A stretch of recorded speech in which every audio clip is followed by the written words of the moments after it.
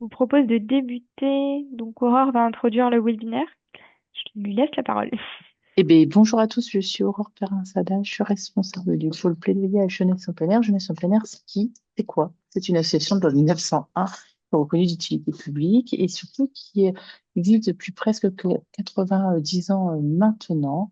Et c'est JPA, c'est un service juridique sur sa spécialisation autour des accueils collectifs de mineurs, donc les accueils de loisirs, les colonies, les séjours scolaires. C'est un pôle plaidoyer où notre pôle porte des messages, mais surtout on vient distribuer des aides financières pour le départ en séjour de vacances. Et peut-être que certaines de vos organisations ont déjà bénéficié des aides bien au comité départemental des aides solidaires, puis un pôle développement où on a de l'appel à la générosité, du mécénat, mais aussi l'animation de notre réseau des comités départementaux qui existe sur plus de 50 départements aujourd'hui métropolitaines. Alors, nos revendications, elles sont simples. Aujourd'hui, 4,7 millions d'enfants ne partent pas en vacances. C'est un constat, il est simple. Et pourtant, nous, ce qu'on porte, c'est que l'accès aux vacances et au séjour collectif, c'est un apprentissage essentiel pour les enfants. Ça développe leur curiosité, leur autonomie, l'apprentissage à la mobilité, à la découverte des autres, à la différence. C'est une expérience du faire ensemble. Et on dit souvent qu'à la JPA, ce sont des souvenirs pour devenir. Sur euh, en chiffres nos résultats, notre présence aujourd'hui, excusez-moi, elle est simple. On a 50 comités départementaux, on a 4 unions régionales, c'est 1000 bénévoles qui sont répartis sur le territoire et qui agissent pour permettre aux enfants de partir en vacances. Nous sommes une organisation avec 39 membres confédérés. Ces membres, ils réunissent 500 000 enfants qui s'organisent, dont certains sont des organisateurs de séjour et qui le font partir. Et puis nous aidons plus de 48 000 enfants à partir en séjour collectif, que ce soit en colonie de vacances ou en classe de découverte. Alors, je ne sais pas s'il y a une dernière slide sur nos membres. Non, directement. Non. Parce que, mais juste peut-être pour préciser que nos membres peuvent être pour un certain nombre des organisateurs tels que la Ligue de l'enseignement, l'UCPA, Croque Vacances, euh, les PEP, et donc un certain sont, j'allais dire, aussi des interlocuteurs que vous connaissez, puisque quand vous inscrivez des enfants en séjour de vacances, vous les connaissez à travers ce biais-là. Le pass colo, alors vous le savez, JPA agit, je vous l'ai dit, sur le départ en vacances. Le pass colo, c'est une revendication de JPA qui a longtemps sensibilisé le gouvernement sur l'importance du départ en séjour collectif pour les enfants et les jeunes. Et dès 2019, on a porté l'idée qu'il faudrait un pass pour permettre aux enfants de 11 ans de partir une première fois en séjour collectif. Pourquoi 11 ans? Puisque c'est, j'allais dire, l'âge où le plus grand nombre d'enfants part en séjour collectif. C'est la charnière aussi, et le passage entre l'adolescence et l'enfance, c'est l'entrée avant le collège.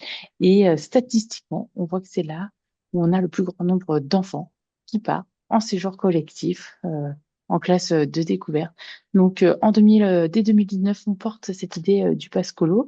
Et en 2023, Aurore Berger, à l'époque ministre des Solidarités, annonce sa mise en œuvre pour l'été 2024, chose faite. Et du coup, JPA porte depuis le début le pass colo. Et donc, je crois que c'est là où je m'arrête, puisque c'est Flavie qui prend la suite. Et moi, je m'occupe de vos questions dans le chat. Donc, n'hésitez pas si vous avez des questions. C'est via le chat, on vous donnera la parole, vous pourrez la prendre peut-être au fur et à mesure, enfin à la fin de la séquence, s'il y a d'autres questions qui persistent. Merci beaucoup. Alors, le pass colo, en savoir un petit peu plus. Quels enfants cela concerne-t-il? Ça va être en 2026. Ce sera les enfants nés en 2014 et en 2015. Pour les enfants nés en 2014, ce sont ceux qui n'ont pas bénéficié du pass colo en 2025. Les enfants ne peuvent pas en bénéficier deux fois. C'est s'ils en ont bénéficié en 2025, ils n'en bénéficieront pas en 2026. Quels jeunes cela concerne-t-il? Alors, ça vient concerner des enfants dont les familles sont allocataires de la CAF et adhérentes à la MSA, qui ont un quotient familial inférieur ou égal à 1 500 euros. Ça vient également concerner les familles non allocataires, qui ont un quotient familial inférieur ou égal à 1 500 euros. Les ressortissants étrangers titulaires de l'aide médicale d'État. Les enfants confiés à l'aide sociale à l'enfance, donc pupilles de l'État, mineurs non accompagnés, assistantes éducatives en milieu ouvert, etc. Quel séjour cela vient-il concerner? Il faut que le séjour soit d'une durée minimale de 4 nuits et de 5 jours. On va revenir plus en détail sur le sujet des séjours, les plateformes, etc. dans un instant. Mais dans les grandes lignes, voilà, le séjour doit être minimum de 4 nuits et 5 jours. Il doit être pendant les vacances scolaires, sur le territoire national et en Outre-mer. Il faut que l'organisateur de séjour soit conventionné auprès de VACAS. Un grand nombre aujourd'hui d'organisateurs sont conventionnés Pascolo auprès de VACAS. Mais voilà. Les séjours éligibles sont accessibles sur la plateforme, nous y reviendrons dans un instant, mais www.jeune.gouv.fr, le catalogue Pascolo. L'aide Pascolo, en quelques chiffres. Pour les familles allocataires de la CAF et adhérentes à la MSA, le montant du Pascolo va de 200 à 350 euros selon le quotient familial. Dans les autres situations qu'on va voir dans un instant pour le quotient familial, l'éligibilité, les jeunes confiés, ce sera 350 euros d'aide nécessairement. On va indiquer comment faire la procédure le cas où il n'y a pas le quotient familial connu. Le versement de l'aide Pascolo, donc l'aide Pascolo est déduite du coût du séjour. L'organisateur de séjour vous facture le reste à charge directement et le montant du Pascolo est versé à l'organisateur après le séjour.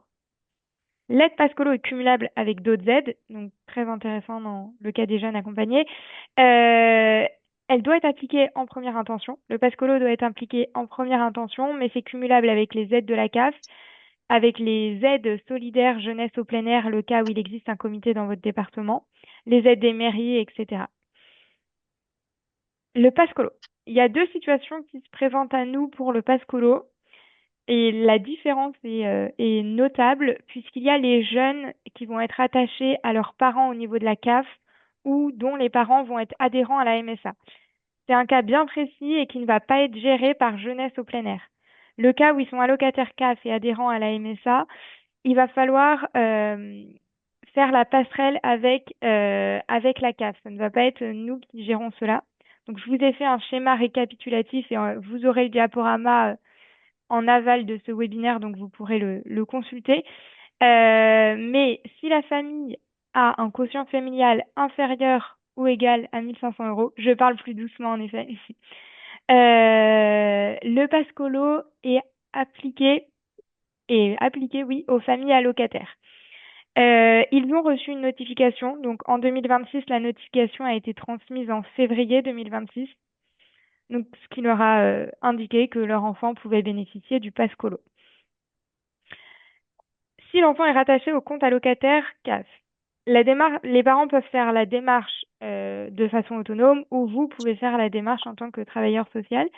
Vous avez à vous saisir du numéro d'allocataire CAF, à choisir la colonie de vacances avec le jeune ou la famille sur le site que nous voyons dans un instant, le catalogue Pascolo, et transmettre ce numéro d'allocataire CAF ou numéro de sécurité sociale à l'organisateur de séjour. C'est cela qui vient du coup lui indiquer l'éligibilité de l'enfant, qui va ensuite du coup faire le lien avec la plateforme VACAF et déduire du coup du prix de la colonie de vacances le Pascolo.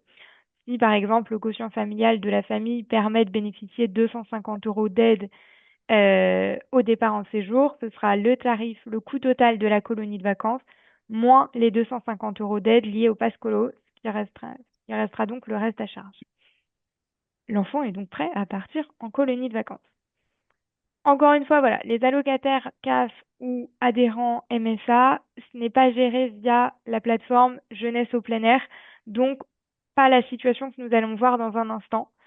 En revanche, si vous avez une quelconque question, Ah oui, vas-y, exactement ce que j'allais dire. si vous avez une quelconque question vis-à-vis d'un dossier allocataire CAF, voilà, vous pouvez vous saisir du numéro d'allocataire, exprimer la demande concernée sur le site allocataire VACAF. Sur le site allocataire VACAF, en haut à gauche, vous avez allocataire ou partenaire. Bien sélectionner allocataire VACAF. Choisir du coup sur la page d'accueil dans le menu déroulant votre numéro de département. En haut à gauche, vous avez une enveloppe avec contact. Vous pouvez cliquer sur contact et ensuite sur la page d'accueil, vous aurez nous contacter et un formulaire de contact sur lequel vous pouvez déposer la demande et les services de VACAF vous répondront Si vous avez une demande concernant un dossier d'enfant allocataire CAF, est-ce qu'il peut en bénéficier? Je n'ai pas reçu la notification, etc. Voilà, les notifications ont été envoyées en février 2026 et ça concerne les jeunes nés en 2014 et 2015. Le cas où l'enfant n'est pas rattaché à ses parents au niveau de la CAF ou non adhérent à la MSA, donc famille non allocataire, enfant confié à l'aide sociale à l'enfance, ressortissants étrangers, et d'ailleurs enfants confiés à l'aide sociale à l'enfance, ils peuvent aussi être rattachés. Voilà les deux procédures. Encore une fois, vous aurez le diaporama, donc ça peut sembler conséquent, mais vous l'aurez de façon détaillée et à tête reposée, et nous serons disponibles pour répondre à vos questions. La famille, dans le cas de ressortissants étrangers ou le foyer accueillant, peut nous contacter directement, donc par téléphone ou par mail, et on traitera la demande d'éligibilité avec eux. Le cas où vous faites la démarche, donc on va la faire de manière très détaillée ensuite, ce qui vous permettra de reproduire ces étapes.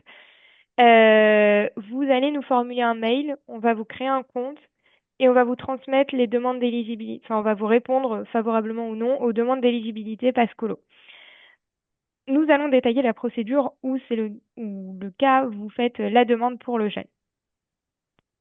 La première étape pour que vous fassiez en tant que travailleur social la démarche pour un ou plusieurs jeunes est la création d'un compte sur notre plateforme, donc sur la plateforme Pascolo Administrateur, pour qu'on puisse vous créer un compte qui permettra du coup de déposer des dossiers pour un ou plusieurs jeunes confiés.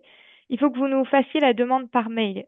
Donc bonjour, je souhaite créer un compte sur la plateforme. Je vous ai fait un mail type, vous êtes totalement libre de l'envoyer, mais voilà, question de RGPD, il nous faut votre autorisation pour vous créer un compte. Voilà, première étape de ce processus pour connaître l'éligibilité, prendre contact avec l'équipe jeunesse au plein air. Vous avez un compte créé, un compte administrateur créé, vous réutilisez constamment le même. Même si vous avez 10 jeunes, c'est toujours sur ce même compte administrateur. Donc, une fois que vous nous avez envoyé le mail, l'équipe jeunesse au plein air intervient et vous créez le compte sur notre support. Lorsque le compte est créé sur notre support, vous recevez le mail. Donc j'ai mis les trois étapes, 1, 2, 3. Vous recevez le premier mail pour l'activation du compte. Vous pouvez cliquer sur ce lien pour activer le compte en question. Ça vous ramène à la page numéro 2, donc activation de votre compte. Il va falloir que vous définissiez un mot de passe, donc créer le mot de passe. Voilà. Et dernière étape, votre compte est activé. Vous pouvez désormais vous connecter. Activation donc de votre compte administrateur. Pour vous connecter, il va falloir vous connecter via le lien que je vous renverrai par mail. La façon dont on procède, c'est vous nous envoyez un mail. Nous vous confirmons que nous avons bien créé, nous vous laissons le temps de créer votre mot de passe, etc. Nous rebondissons à ce mail en vous envoyant donc la plateforme admin sur laquelle vous connectez, donc qui n'est pas le compte habituel, mais bien admin, qui est mis en gras à l'écran, sur laquelle vous pourrez indiquer donc le mail et le mot de passe que vous venez de créer à l'instant pour avoir un accès administrateur. L'accès administrateur vous emmène sur ce back-office, sur cette fiche. Vous pouvez cliquer donc en haut l'encadré rouge, le rectangle rouge. Vous avez aide sociale à l'enfance, ressortissants étrangers. Vous pouvez cliquer ici. Et ensuite, sur l'encadré en rond rouge, vous avez plus, un petit plus pour déposer une nouvelle demande de Pascolo pour un enfant. Il y a une fiche par enfant, c'est-à-dire que si vous avez 5 jeunes nés en 2014-2015 concernés, vous créez 15 fiches. Si vous en avez deux, vous créez deux fiches. S'il n'y a qu'un seul jeune, vous créez une seule fiche. Hop. Alors, une fois que vous avez ouvert le plus, que vous êtes sur ce back-office, après avoir cliqué sur le plus, vous avez une fenêtre qui s'ouvre avec les informations suivantes à compléter. Donc, l'ensemble de ces démarches, le replay de ce webinaire vous sera accessible avec le diaporama, ce qui vous permettra de regarder en temps voulu, si besoin, l'ensemble de nos échanges. Mais dans le type de dossier, vous aurez à sélectionner si c'est un jeune qui est confié à l'aide sociale à l'enfance ou un ressortissant étranger.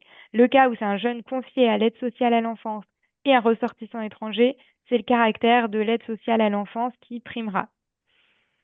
Vous aurez ensuite, dans un second temps, à sélectionner le type de demandeur. Dans votre cas, vous pourrez sélectionner travailleur social.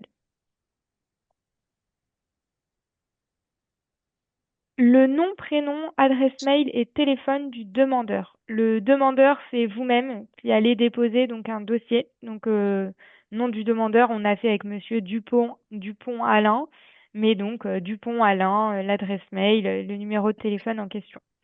Vous renseignez ces informations-là. Euh, Ce sera le contact mail que nous aurons avec vous. Donc voilà, bien vérifier l'adresse mail si elle est correctement adressée.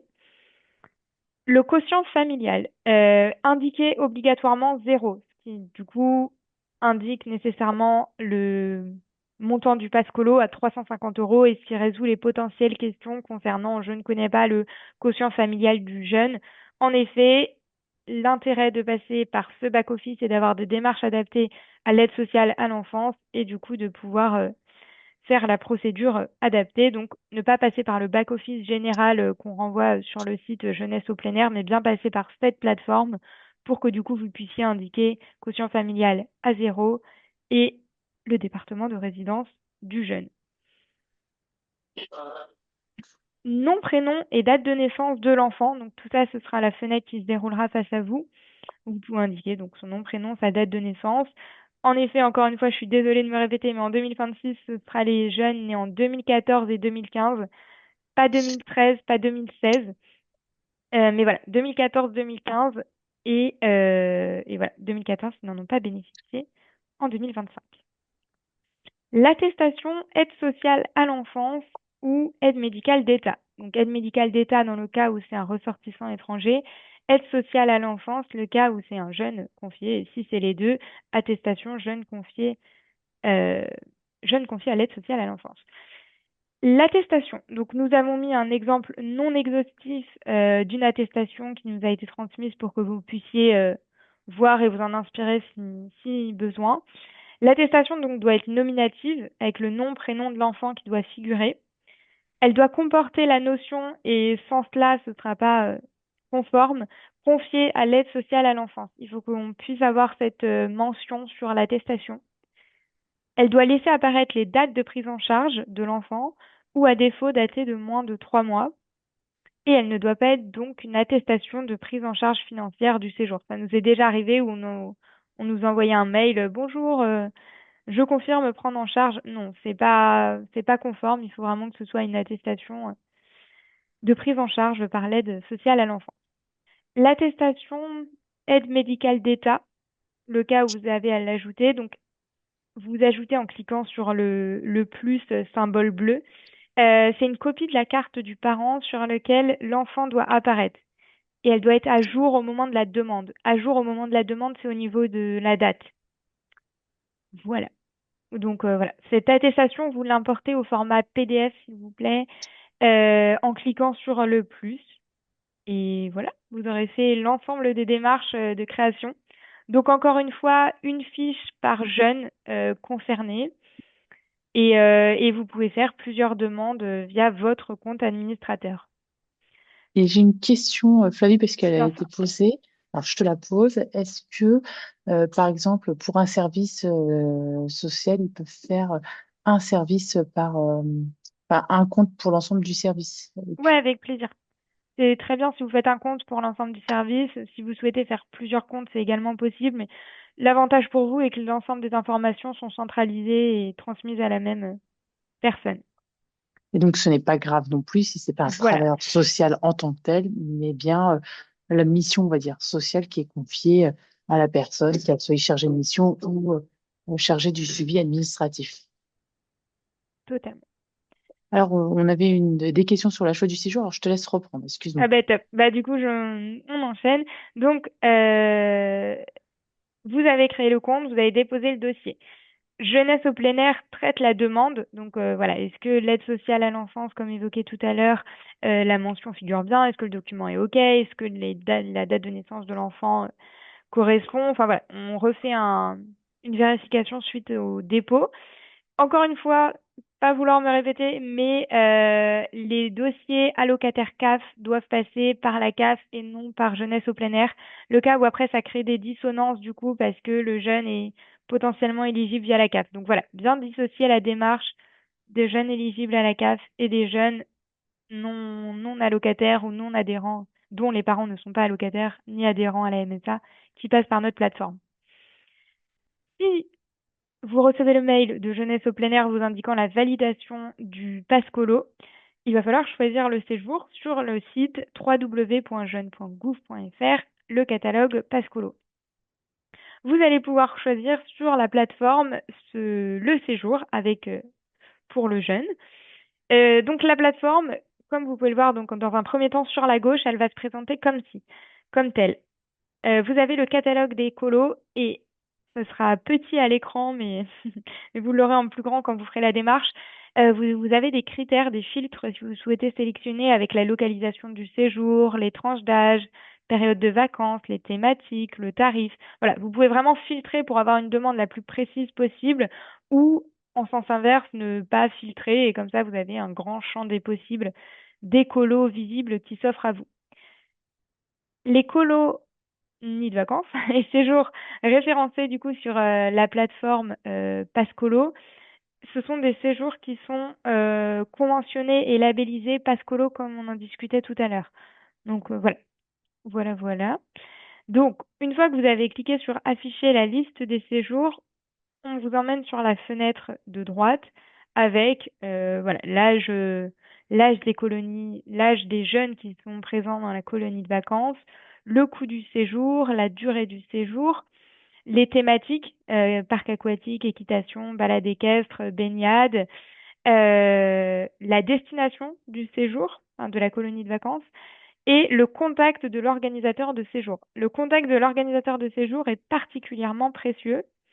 Voilà, c'était pour vous faire un petit aperçu de la plateforme, mais gardez bien en tête le contact de l'organisateur de séjour parce qu'il va vous servir dans la troisième étape, qui est de pouvoir activer le Passcolo auprès de l'organisateur. Quelles informations vous aurez à lui transmettre? Lorsque l'on vous valide votre Passcolo, vous avez une notification par mail avec le matricule attribué à l'enfant. Ce matricule VACAF sera transmis à l'organisateur du séjour et ça va lui permettre de rechercher et d'inscrire l'enfant directement. Vous aurez également la possibilité de retrouver ce matricule sur votre espace, sur les dossiers de chaque enfant. Mais voilà, ça va être ce numéro qu'il va falloir transmettre à l'organisateur de séjour que vous recevrez par retour de mail suite au dépôt de votre dossier. Et donc, l'organisateur de séjour fera directement le parallèle entre le numéro reçu et l'activation du pass colo. Voilà, voilà. Donc, l'étape 4, l'enfant est prêt à partir en colonie de vacances et nous restons à votre disposition pour toute demande d'information ou tout complément ou imprécision à l'adresse mail suivante passe.colo@jpa.asso.fr ou au numéro de téléphone suivant, que ce soit du coup pour la plateforme, pour le numéro de matricule ou autre sujet. Voilà, vous êtes libre de nous contacter. Et nous avons gardé un petit temps pour les questions, d'éventuelles questions. Alors, exactement, on a des questions dans le chat, mais n'hésitez pas à lever la main, on vous donnera l'accès pour avoir le micro. Effectivement, pour répondre à la question dans le chat, l'aide Pascolo est cumulable avec toutes les autres aides VACAF. Donc, du coup, pas de souci. Pourriez-vous redonner le site, s'il vous plaît? Alors, je vous l'envoie dans Est-ce le que chat. tu peux remettre exactement? Ouais. Super. Je tiens juste quand même à rassurer, parce que posait les questions tout à l'heure. Les données sont sécurisées, donc il n'y a pas de souci. En fait, on ne fait rien de vos données, des données personnelles des enfants. Et donc, du coup, bien évidemment, toutes ces données-là sont cryptées et utilisées en cas de contrôle, du ministère. Le PowerPoint va vous être envoyé à la suite de la présentation. tous les séjours, je vois, est-ce que l'UFCB est membre? Alors, c'est tous les séjours qui ont été conventionnés avec VACA. Donc, du coup, il faut que les organisateurs que vous allez sélectionner via la page que vous a montré Flavie soient, j'allais dire, identifiés sur le portail. Voilà, n'hésitez pas à lever la main, on pourra vous donner la parole si vous voulez poser vos questions. Faut-il demander l'aide pour les séjours déjà payés? Oui, l'aide est rétroactive. Donc, Euh, donc vous pouvez réutiliser l'aide pour si les séjours ont déjà été payés. Alors, on avait une question, Flavie. L'aide, donc, pour répondre à l'une des questions, l'aide est vraiment une fois uniquement, pas une fois par an, elle est une fois uniquement. Il y a une autre question tout à l'heure. Donc, pour les jeunes CAF et quotient familial des parents, l'inscription ne sera pas via la JPA, mais en effet bien via le numéro d'allocataire des parents. Donc voilà, si le parent a reçu une notification en février indiquant l'éligibilité du jeune.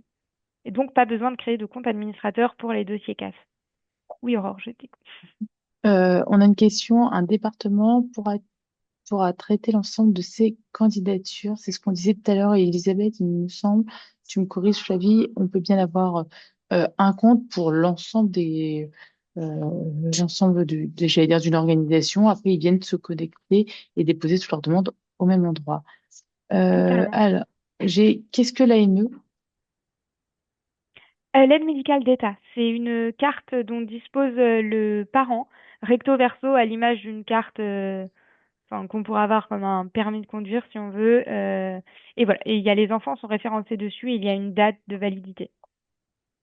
Alors, il y a Wallis Camara qui te demande des enfants suivis dans le cadre d'une ordonnance Je du l'ai vu la juge. question et je veux bien échanger par mail directement avec vous si ça vous dérange pas. Alors, Estelle, a priori, il y a une confusion. Je relaisse Xavier redonner la réponse. L'aide versée une fois pour les enfants en 2014 et une fois pour les et une fois pour 2015. Donc pour 2014, ça va être les jeunes qui n'ont pas bénéficié du pass colo en 2025. Donc si les jeunes n'en ont pas profité, l'ensemble des jeunes de 2014 sont bénéficiaires. Euh, et donc non, pas pour 2014 et 2015. Par exemple, le jeune s'appelle Martin Richard. Martin Richard ne pourra en bénéficier, soit il en a bénéficié en 2015 parce qu'il était né en 2014, soit il en bénéficiera cette année parce que c'est en 2015. Mais il n'y aura pas 2014 et 2015. Voilà. J'espère avoir été claire. Est-ce qu'il y a d'autres questions? Est-ce qu'il y a des personnes qui veulent prendre la parole? Alors, pour les AEMO, les parents doivent avoir la Oui, possibilité de passer par la CAF, non? en effet, en milieu ouvert, les parents peuvent passer par la CAF s'ils sont allocataires. Merci, je De crois toute avoir compris. façon, Si besoin, je reste disponible par mail avec grand de, plaisir. de toute façon, dès que vous disposez soit du numéro allocataire, soit du numéro d'adhérent, enfin via la MSA, donc la Mutualité sociale agricole, il faut passer par ce biais-là, puisque sinon cela va créer des doublons côté backup. Donc c'est important à rappeler. Si vous ne disposez pas de ces éléments ou que c'est trop complexe, bien évidemment, vous passez par le portail de JPA. Voilà. Milieu ouvert, que Ouais, AMO, pas c'est AED. AED également.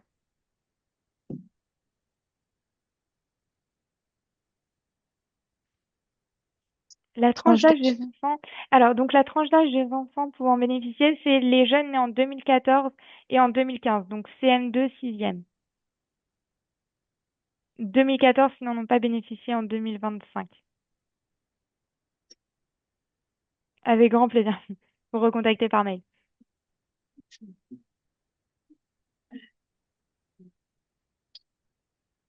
Peut-être remettre ton adresse de contact. Faut-il Oui. obligatoirement avoir l'attestation ASE et AME? Alors, il faut au moins avoir l'une des deux. Il ne faut pas forcément avoir et l'attestation AME et l'ASE, mais au moins l'une des deux. C'est en 2026 cela. En 2027, cela concernera quels enfants? Ce sera donc 2016 et 2015. 2015. 2016 et 2015 en 2027, 2028, voilà, ainsi de suite. Qu'est-ce que je vais dire? Ah si, j'allais dire dans le dépôt des et de la création donc des comptes, n'hésitez pas à le faire rapidement puisqu'il peut y avoir sinon des délais de traitement. Voilà, n'hésitez pas. Alors, Et on a pour le Estelle jeune également. on a une question de Estelle dans le chat. 2015, excusez-moi. Ah non, c'est Laetitia. Pourquoi mettons le QF à 0 à la demande? Le cas où le quotient familial n'est pas connu pour certains jeunes. 2015 qui n'ont pas bénéficié du pass colo en 2026. Exactement. Voilà, l'aide ne pouvant en bénéficier qu'une fois, 2015. Voilà. Merci. Les solutions sont-elles diverses Non, ce selon ne les cas? sont, elles ne sont pas différentes, ce sont les mêmes. C'est juste qu'effectivement, on s'est rendu compte que le côté travailleurs sociaux ASE connaissait peu finalement des propositions et d'actions de JPA dans le cadre du PASCO. On agit vraiment pour que tous les enfants puissent bénéficier et activer leurs droits, que ce soit ceux qui ne sont pas du coup adhérents MSA, allocataires, ceux qui sont, j'allais dire, dans les perdus. L'attestation ASE, Cécile, c'est aide sociale à l'enfance. Je remets la slide, voilà. Attestation de prise en charge pour un jeune confié à l'aide sociale à l'enfance. Enfants en situation de handicap, les enfants en situation de handicap peuvent en effet bénéficier du pass colo au même titre Un enfant que chaque enfant. classique. Donc, soit ils ont leur numéro allocataire, soit oui, ils n'ont pas de numéro allocataire, ils sont en situation de handicap, il faut l'attestation et ils sont confiés à l'ASE, donc une attestation ASE. Alors, est-ce qu'on peut avoir un compte administrateur global, mais le retour de matricule par jeune se fait sur les adresses mail de différents? Oui, en effet, bah, selon le contact indiqué, selon l'adresse mail indiquée dans le nom du demandeur, ce sera adressé au nom du demandeur concerné. Voilà. Si un retard scolaire fait qu'un enfant n'est né Est-ce possible? S'il a 11 ans, s'il est né en 2014 ou 2015, s'il n'est ni né ni en CM2 ni en 6e, il est né en 2014-2015, donc qu'il soit en CM1 ou autre, c'est totalement possible. Euh, il n'est pas obligé, en fait, on n'est pas obligé de passer par. Euh, Alors, du je- coup, Delphine, pour répondre à la question, ah, est-ce qu'on doit passer par la plateforme ou directement avec l'organisme? Le cas où le jeune est allocataire, enfin, où les parents sont allocataires de la CAF ou adhérents à la MSA, en effet, vous n'avez pas à passer par la plateforme Pascolo et vous voyez directement avec l'organisme. Le cas où le parent n'est pas allocataire, c'est un jeune confié à l'aide sociale à l'enfance, etc., il faut que vous suiviez la procédure suivante que nous venons de présenter avec l'ensemble des étapes. Donc, création d'un compte administrateur, dépôt d'un dossier. Super. Après, sur le choix des séjours, vous êtes libre, en fait, tant que l'organisateur est conventionné avec VACAF et que ces séjours soient identifiés comme Pascolo après, c'est-à-dire finalement, peu importe. Ben, merci à vous, Clara. Alors, est-ce qu'il y a d'autres questions ou est-ce qu'on clôture aujourd'hui? Ah, il y en a d'autres. Donc, les parents peuvent bénéficier en donnant juste leur QF à la colo. Non, il faut qu'ils donnent leur numéro d'allocataire. S'ils sont allocataires à la CAF, c'est le numéro d'allocataire. S'ils sont adhérents à la MSA, c'est le numéro de sécurité sociale qu'il faut qu'ils donnent à l'organisme, en effet. Devons-nous attendre la validation pour choisir le séjour? Alors, encore une fois, du coup, la validation peut être très rapide si les demandes sont faites prochainement ou un petit peu plus longues. Oui, en temps normal, il faut attendre quand même la validation parce qu'on peut vous redemander l'attestation, il manquait ça et du coup, bah, voilà, vous n'aurez pas le numéro de matricule à fournir à l'organisateur de séjour. Vous pouvez choisir le séjour, mais vous ne pourrez pas aller jusqu'au bout de l'application du pass colo puisque vous n'aurez pas le numéro de matricule accorder à l'enfant le cas où il n'est pas locataire de la CAF. Alors, vous pouvez soit m'envoyer à f.goro@jpa.asso.fr, sinon à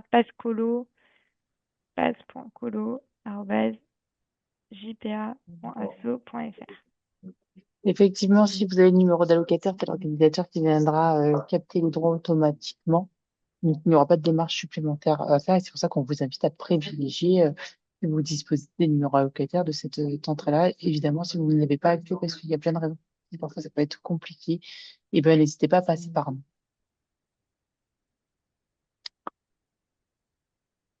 Alors, Flavie, redonne ton adresse. Je l'écris dans le chat. Ou sinon, mets-le à l'écran, tu sais, Ouais, Flavie, la à une slide. slide concernée. Ce sera plus simple. Top. Voilà, vous Je avez vous son numéro de remercie. téléphone et son adresse mail.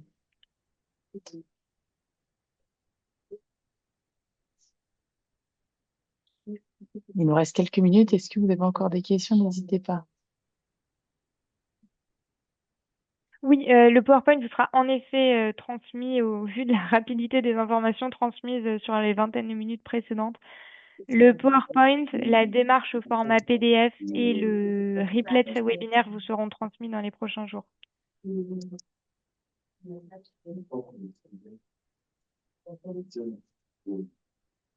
Merci à vous.